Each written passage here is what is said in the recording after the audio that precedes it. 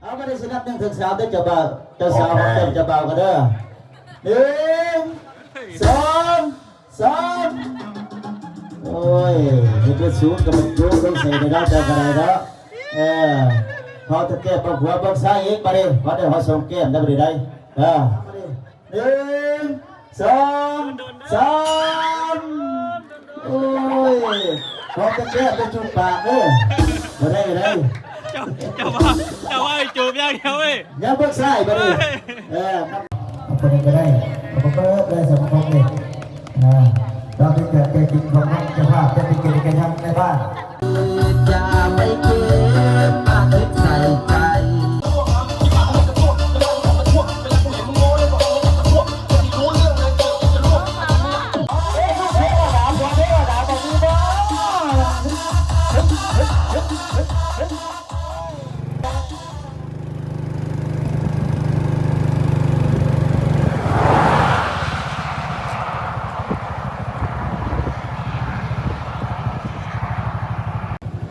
สวัสดีครับสวัสดีครับสวัสดีทุกคนครับผมกับผมบ่าวนายสารดีโอครับตอนนี้ก็อยู่เมืองท่าแขกแขวงขมวนสป.ลาวครับทุกคนครับมีพังภาพบรรยากาศไปเลยครับไปเลยคืออยู่บ่ทั้งนี้เพราะเด็กปนเพราะเด็กเจลอยู่บ่จับเบิ่งแง่โอ้ยมีหยังตลกอยู่เห็นเจ้าของอยู่บ่บ่มีบ่ไปไสอยู่บ้านใดนี่บ้านเราแม่นี่เด้ป้าแม่ไอ้โอ้บ่ได้มกอยู่หน่อยนึงนี่ทุกคนครับโอ้ยรถแห้งแท้ไปพอได้มกอยู่ระวังรถเด้อไปขอบใจหลายๆครับไปครับทุกคนครับสำหรับวันนี้ผมก็จะเดินทางไปบ้านนาดีครับบ้านนาดีซึ่งเป็น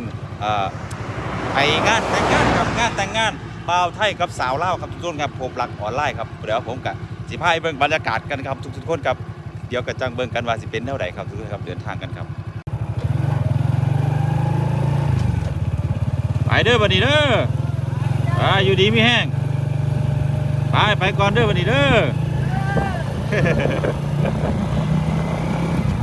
ไปครับเดินทาง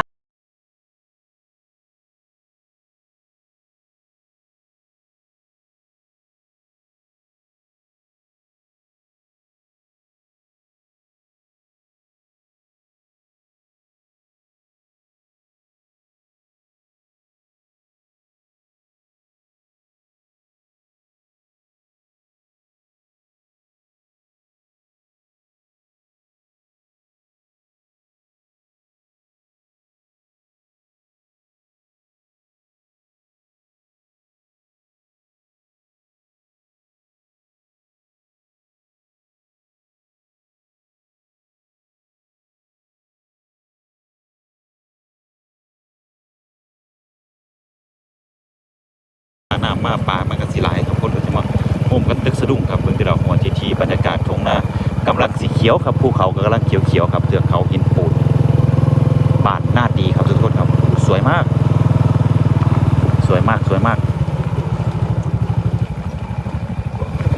บอกเลยคำเดียวว่าสวยมากครับจักสิว่าจังไดจักสิอธิบายจังไดครับทุกคนครับสำหรับบ้านนี้ก็จะมีหมู่บ้านเดียวนะครับเขาไปอีกกับบ่ได้แล้วครับเพราะว่าเขาไปอีกเนี่ยติดผู้ติดผาแล้วไปบ่ได้ครับไปทางใดบ่ได้เขาทางเดียวออกทางเดียวครับสำหรับบ้านนาดีนี่ก็ขึ้นกับเมืองมหาไส้นะครับทุกคนครับออกจากตัวเมืองท่าแขกมาว่าสัก20 ลักนะประมาณนั้นครับ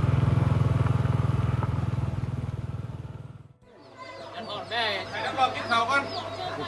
าวก่อนได้แล้วบอกโอ้บ้านนายได้แล้วละไอ้เซ็นบ่ฮอด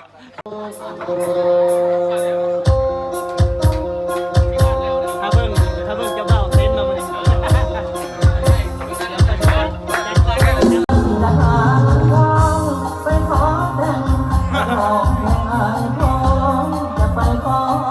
ทีนี้เต็มแย่นิดแต่ข้างขนาดเต็มคนเดียวไปเลยเอาพอมาแข่งเขาแข่งถึงเสือบ่จอดถึงบ่มาถึงเข้าตัวกระตังยืนยกจอบกันไปเลย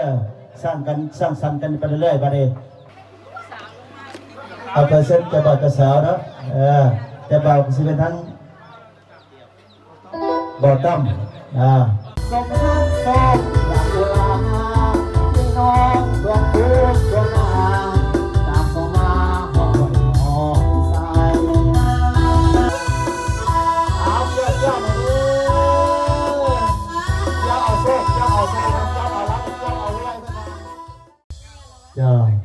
เจ้าบ่าวเจ้าสาวจะเข้าคอเด้อ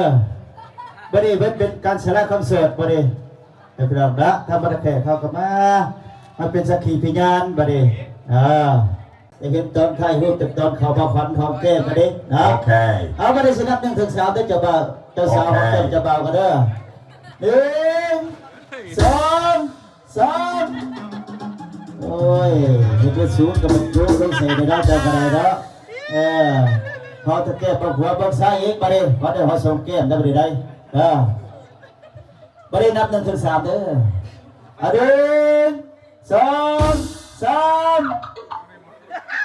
โอ้ยตายไปแล้วไปนักไทยรูปประทันทำไม หอมดุน หอมกันโดนอับเจ้าบ่าวกับกอดแอลเจ้าสาวได้แล้วเขาซึ้งเลยประเดี๋ยวนับ1 ถึง 3ประเดี๋ยวเจ้าสาวหอมไหมเนาะ1 2 3จึงไว้จึง โอ้ยหักเตะกันได้เป็นเด้อประเดี๋ยวเซทั้งเจ้าบ่าวหอมแก้วเจ้าสาวประเดี๋ยวเนาะเอานับ1 ถึง 3ที่เจ้าบ่าวเด้อ1 2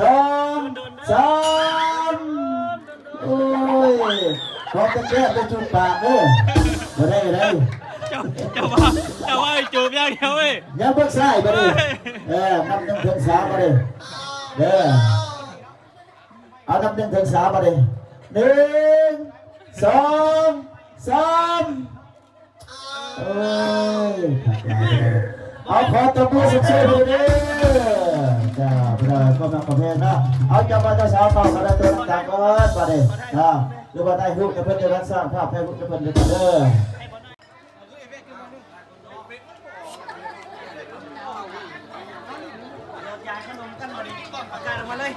เจ้าเอาไปดิลูกหลานเขาไปดิทั้งอัน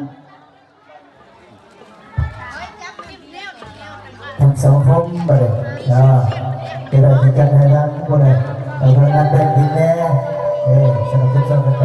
ในกระบอกดอกไอ้เซ่ทั้งนั้นเอาไปก็ได้เอาไปก็ได้สองคมนี่เราเป็นเกิดเป็นจริงของนักเจ้าภาพเป็นกิจกรรมในบ้านเอาไปซื้อเอาสักครู่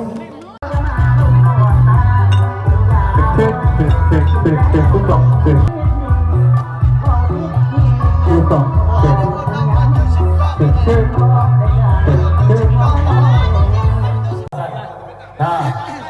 อันนี้สิ่งพิเศษเป็น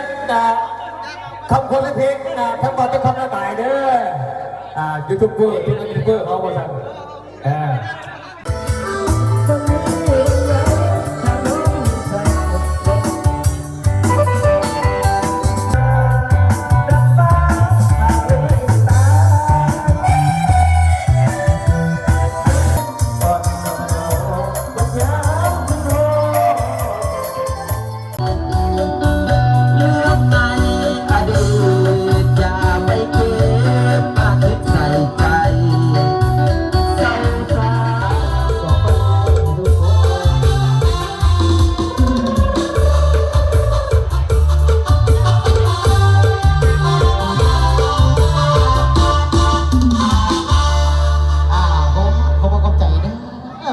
เอาไปเล่ไปเงา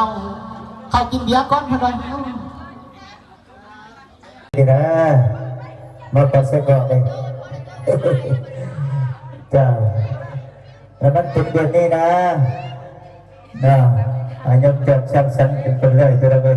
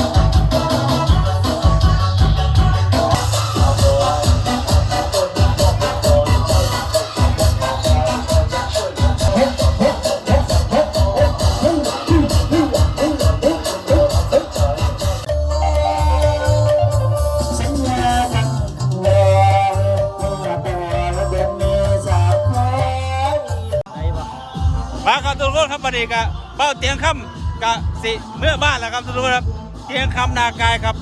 ช่องดังสปลาวครับแล้วก็สาวยู่บ้านหน้าครับทุกคนครับนี่2ช่องครับมาน้ำกันกับงานแต่งมาดิก็อาจจะเสียงดังจักหน่อยครับทุกคนครับ ก็อดเอาครับฟังไปน้ำผู้รู้เรื่องเนี่ยผู้รู้เรื่องเนี่ยก็เบิ่งไปครับทุกคนครับบรรยากาศครับงานแต่งสปลาวครับเบาต้อมครับสาวจอยพระเอกกับนางเอกพระจอยเดี๋ยวอันนี้ยังก็ดีฟังยังนี่ เตียงคำชาแนล ไปโอเคเนาะท่านพี่ครับเดี๋ยวค่อยบอกกันใหม่เอาเนาะ โอกาสหน้าฮักแพงเด้อพี่น้องอันนี้ก็เป็นอีก2เรื่องที่ว่าเข้ามาอยู่คำม่วนเนาะก็ย้อน2คนเฮานี่แหละที่ว่าประสานกันแล้วก็พาไปทุกที่เนาะแต่ช่วงนี้ติดสาวสวรรค์ ช่วงนี้ติดสาวสวรรค์แห้งพี่น้องลืมสาวขมวนแล้วจะได้ ธรรมดาครับ ขอให้ FC ไล่ไปไล่ๆนับมือนับได้ฮอดแสนตามหลังเตียงค่ำไปไวๆเนาะฝากเลยเด้อฝาก2เตียงค่ำหน้ากายเนี่ยเข้าไปกดไลค์กดแชร์เตียงค่